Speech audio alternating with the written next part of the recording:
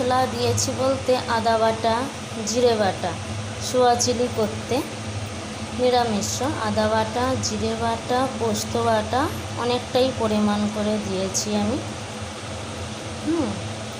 আর এটা আমার বেশির জন্যে বেশি বেশি মশলা দিয়েছি। যদি কেউ কম করতে চাও সোয়া চিলি তো কমই দিতে পারো।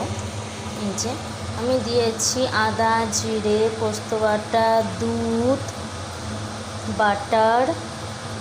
বাটার, ঘি, চিজ যে যেরকম পারো দিতে পারো।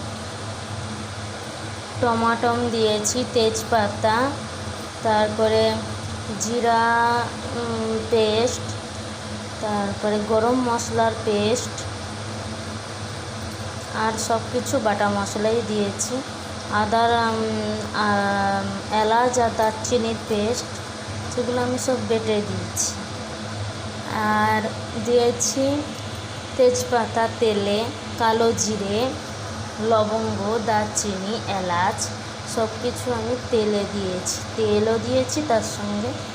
যখন কষাচ্ছিলাম তখন বাটার দিয়েছি, বাটার দিতে পারো, কেউ ঘিও দিতে পারো, যার যেটা ভালো লাগে। আর সোয়া চিলিটা করতে সোয়া সস যেটা পাওয়া যায় সেটাই দিয়েছি। সয়াবিনেরও মশলা আলাদা আছে, দোকানে খোঁজ করলে পাবে তোমরা, ঠিক আছে। এই যে সোয়া চিলিটা দেখছো কালারটা, এই কালারটা হলেই এটা দিয়ে রাত্রে রুটি খেতে পারবে। রুটি, লুচি, পরোটা যাবি হবে, একটু মাখা মাখা করতে হবে, দিলে ভালো লাগবে।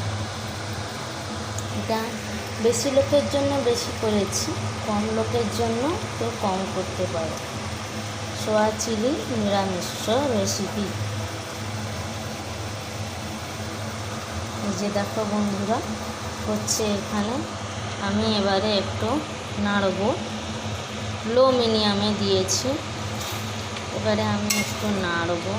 এই যে দেখছো কতটা গ্রেভি হয়েছে, দিলেই খেতে ভালো লাগবে। আর একটু মরে গেলে রসটা আমি নামাবো। এটা বেশিরভাগ লোক পরোটা বলো, লুচি বলো, লুচির সাথে খেতে আরও ভালো লাগবে। আর যদি রুটি হয় তো কোনো কথাই হবে না।